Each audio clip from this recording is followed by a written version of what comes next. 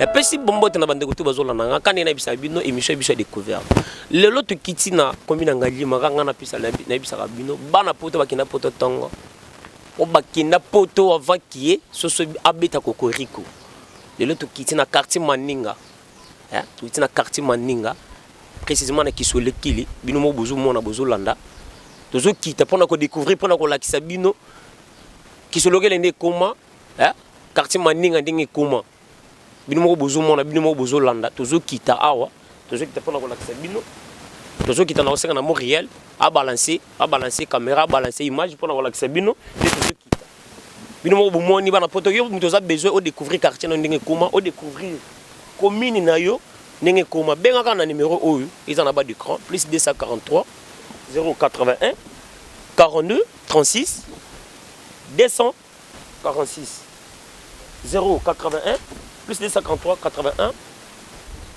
42 36 246. Tous en avenir Dongala toujours qui t'a bien au bon moment, toujours qui t'a toujours nassé. Pendant qu'on coûte un bandeko, bah expliquer bisouné bah se comporter quand on est bah va côté nous, bien au bozolanda, toujours qui t'aura toujours.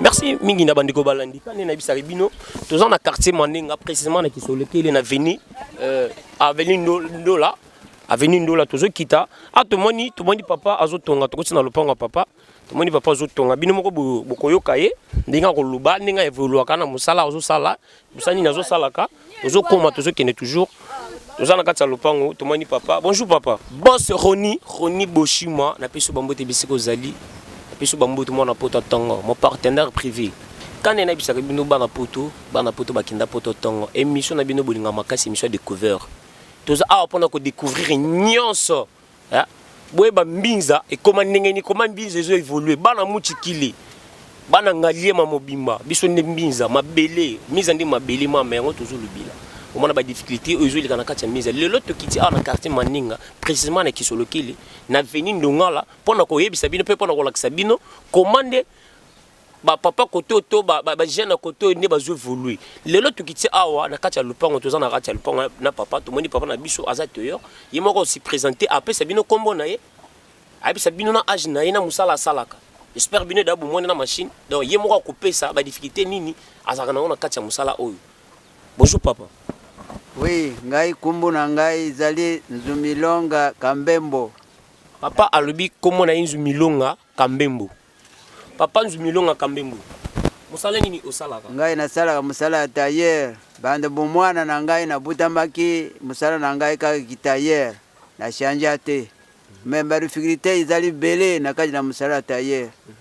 Soki bino bakunji na biso tuza okipe biso te iza faute na bino parce que biso tuzali awa tuza kupesa bino maboko na misala na biso tusengami lusalisaka biso lupesaka biso ba masini oyo ikukuforce mbuka na quartier Ndongala na veni Ndongala na quartier Manenga aveni Kisole Kili tuzali awa tuzali ata mwinda te ata mai te tuzaka ni kutoka mai na kelo kandi bino luzali banani batu bakusalisa biso izali bino soki luza kusalisa biso mbuka pe iza kutumbama makambo nazalaki nango yango wana. Bonjour, merci mingi na bandeko bozolanda biso kaka papa apesi vraiment oh ils en a kati na yesali vraiment na passe papa lobi musala kiter ils musala ki bu jeunesse banda ti lelo ils musala na ye asalaka et puis lobi mingi le sous que na quartier Manenga précisément na veni Ndongala na côté Kisole Kili ba difficulté bazan ndongo bana couranté et binte bana maiti donc basala mai en kilo basala mai en kilo yango balambelaka yango pe basokolelaka yango pe bamelaka donc nakosenga na yo mutu ozolanda émission ko zappe te vraiment s'il vous plaît et surtout bana poto na sengi na bino na bi ke bino bokangela biso mitima te bino bokangaka motima te bana poto bana mbinza bana ngaliyo bakenda poto tongo yo pe soko za mwana mbinza oyebi pena ke uza mwana mbinza pena effectivement mwana mbinza ko zappe te benga kana numéro plus 243 081 42 36 246 ko zappe zapeti boyiki ba difficulté papa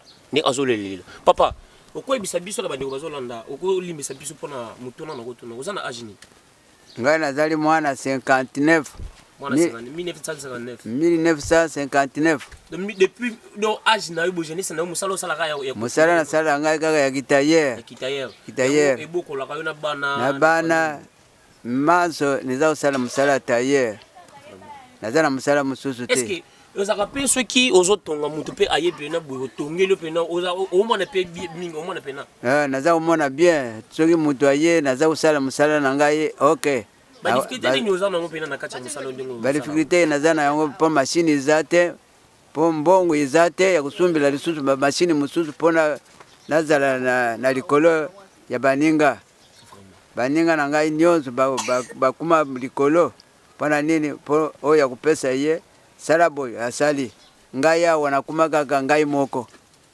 muto osalisa ngai azate.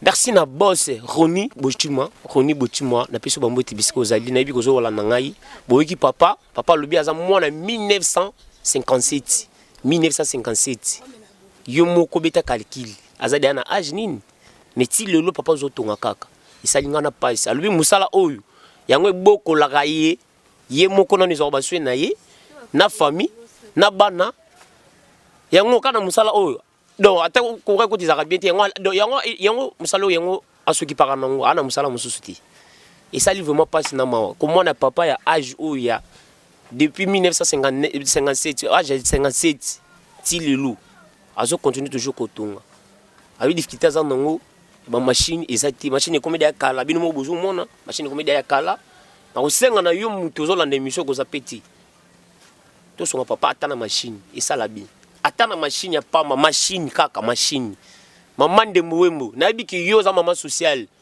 o so la bien o linga kateke mutu alelele la kayo donc boss Roni Bochima songa papa atana batunga atana ba singa kaka bisinga bilamba atongela babule ba singona soko so mili papa et ça là vraiment mon genre pesinga vraiment passe ma case quand il na bisaka bino bo s'abonner toujours massivement bo s'abonner émission ya bino ya découvert oui pesa mina molobelo na bino bolinga makasi bo sepela makasi bergeno makambu naza toujours on a pona kula kisabino pe bana ko découvrir o nyonso eboma mina kati ya commune ya Ngalima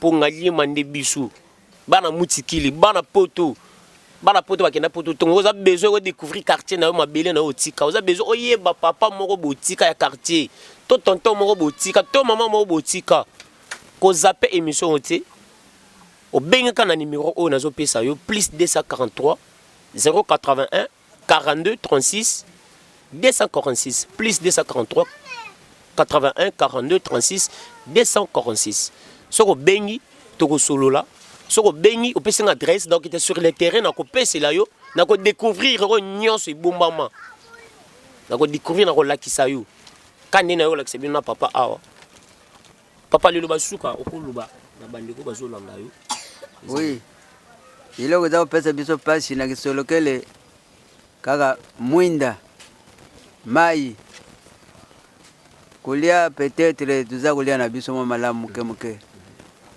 iloko za pesa biso pasi yango wana na musala na biso pe batailleur iloko za pesa biso pasi ba machine za na biso te iloko za pesa biso pasi yango wana sino na la vie ya Nzambe lusasa baninga na bulingo ya Nzambe po mbuka izala mama lamu makamula zala kina yango wana.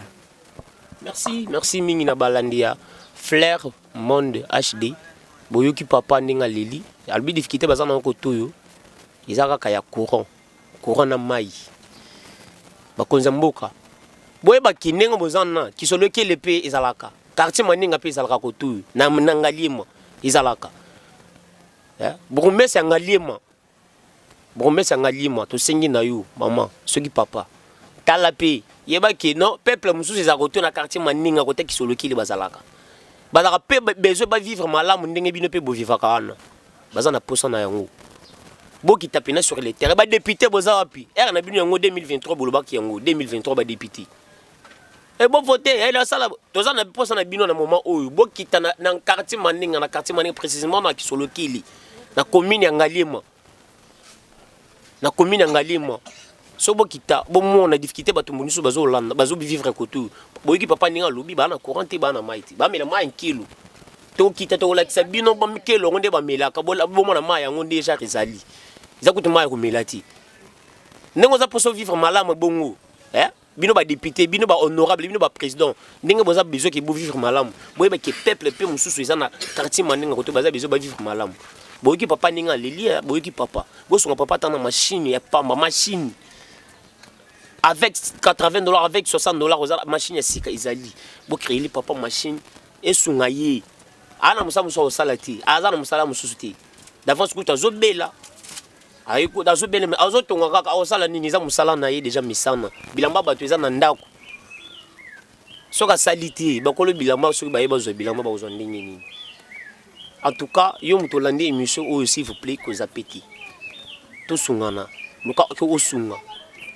tozo continuer toujours ya kolakisa bino ya ko découvrir o nyo si bumamina quartier maninga ndenge population ya quartier maninga ndenge bazo vivre ndenge bazo se comporter ba jeune maman ba jeune fille ba jeune garçon tout tozo tamolo to kolakisa bino.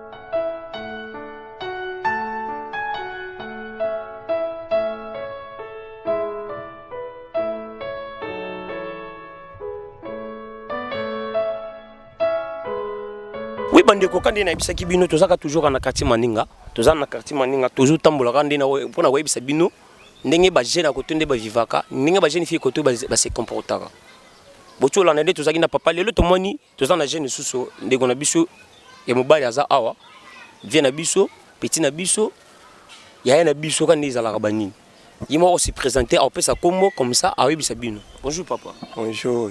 Boni. Bien. Santé normale. Santé kitoko. Comment on a se présenter na bando bazolanda? Comment on a Serge? Comment on Serge? Serge au 22. On a venu Mandef numéro 28. Na commune Ngaliema précisément na quartier Maninga. Quartier Maninga. OK. Ndeko obik ndemo Serge, ndeko Serge. Oko expliquer na bando bazolanda comment ndenge bo vivre koto yo, moi difficulté nini bozana ngo koto. La difficulté toi non koto kourate. Ba misale ezate donc kokoso ko vivre dans et c'est un il faut bunda. Ah donc ba boulot ezate to vivre rabo. Est-ce qu'on est une yo mona no sala musani? Nga na ameniser. Mais est-ce que tozo yo ka bande musu bazoluba donc koto bozo vivre mais yo biso ki koto boza kourate na maiti est-ce que conseil nini to message ni européen na maman de Mouwembo azolanda yo boss Roni Boshi mazolanda na minute o conseil nini ko singa to lisungini ni ko singa na bango ba pona ko salisa na bakonza mbuka. Ah donc na mona ngate poani nga mona damba na bunda ndenge na ngavi. Bona na ndenge na. Est-ce qu'on part qui minimiser musani susu ba pesa musala muso pe ko sala pe. On en sala. Non sala na le cap une étape à carrelage. Na le cas une étape à carrelage. Merci ndeko Serge na speli makasi comme on a yo. Na speli makasi j'espère bana poto bazolanda yo na minute oyo. Bazolanda yo na moment o tozoloba a bazolanda yo na pesi mbote na masana ngai yo na linga mingi papush kaiba na peso ba mote biseko zali. Bo s'abonner toujours massivement na chaîne na bino bolingaka makasi Flair Monde HD. Na émission na bino a découvert oui pesa mie na molobile na bino bolingaka makasi bergeno makambu. Apesa bino ba émission bi o kitaka sur le terrain quand na bisaka bino bo s'abonner massivement bo zapeza petit bo rateti. Bo rateti so za besoin ko yeba Vous avez pour ça que quartier na yo commune na yo tika. Bien quand on a numéro wana. Bien quand on a numéro on est en bas d'écran plus 243 81 42 36 246. To kita sur le terrain to ko lobela mbinza nde mabeli mbinza nde bana muchikili nde bisu. Mbinza soko za besoin oyeba mbinza histoire mbinza. Na émission ezaka moko émission découvert. Merci. Toujours continuer toujours pour la Sabino. Bonjour papa. Bonjour chef. Boni. Moi bien. Santé normale. Quand même Nangola Nzambe. Comment on est? Raphaël Varane. On compte la caméra dans le bateau là. Oui, ma bête na kota caméra. Mais c'est Raphaël. Au 22. Vandi na commune Ngalema avenue Kisoki le quartier Manenga. Avenue Kisoki le quartier Maninga. Oui. Pourquoi expliquer biso na bandeko bazolanda na quartier Maninga to na avenue Kisoki les difficultés ni besoin nango. Oui chef, ba difficulté to zanango e belé chef banzela mabe ba ma pop ezate tout dépend na ba mai mobo ya mabulu donc vraiment et simba penzati. Donc on te bomela mai bima na pompe te. Ah mai bima na pop te. Courant pesate. Courant pesate. Est-ce que bo charger ba téléphone ndeni? Ah to bima na biso ka libanda kuna to ko to tiki ba téléphone kuna charger. Vraiment. Quand on dit banzeli zabi mais tout le monde a député bazo postuler bazo senga population bo voter député tamorota kiti ko to pona ko tala quartier Maninga ningi zali papa nanga nazoko selote ebele kaka maloba bakita baya boyo ba bongsa banzela ba otsa ba ma pop depuis là jusqu'au maintenant tout le monde appelle oti vraiment bandeko bazo landa bandeko balingaka émission na bisu ya découvert boyo kinde ko ninga aleli boyo kinde ko ninga alobi. Tout ça toujours en quartier Maninga bosunga bango vraiment s'il vous plaît yo député ba député bozawapi boza pour ça ba voix boza pour ça qui va voter bino mbanga belé kaka na parlement vraiment boya botala bandiko ko tonde bazolela ba nanzela te ba maiza te ba coureza te boya bosunga bandiko na moni ndeko na biso mususu aza awa akoloba pe ako se présenter bonjour ndeko. Ah bonjour mon grand. Boni Bien. Ko pesa ko se présenter na bandeko bazolanda. Ah nako se présenter na bandeko balanda biso to souffrir na commune Ngalema na quartier Manenga avenue Kisoloki to difficulté besoin na nini ko to courant ezate courant c'est limité à partir likolo kuso biso ko don totala na butu siko ko to na mona basenga courant ezali na mona basenga courant ezali basenga courant ezala ya kala mais sikoyo tozana courant te mais bisika msusu déjà si déjà ba balancer ça qui pour courant na motomoni ba chinois bazotia ba poto ya courant ba courant ya prépayé siko bino ko to tisi ko ata poto moko e chamite toyoka kaka na maloba kaka ba ko tila bino courant ba lancer bino courant to mona ba poto ba place to kenda ba courant ça mais pas biso elo ezati siko zo zanga ni po bachela bino eza bakonja mboka bato ba diriger mboka biso bato ba yebi biso te ko za to za ba étranger to ndeni to ko ko to difficulté besoin à part courant na mai nini susu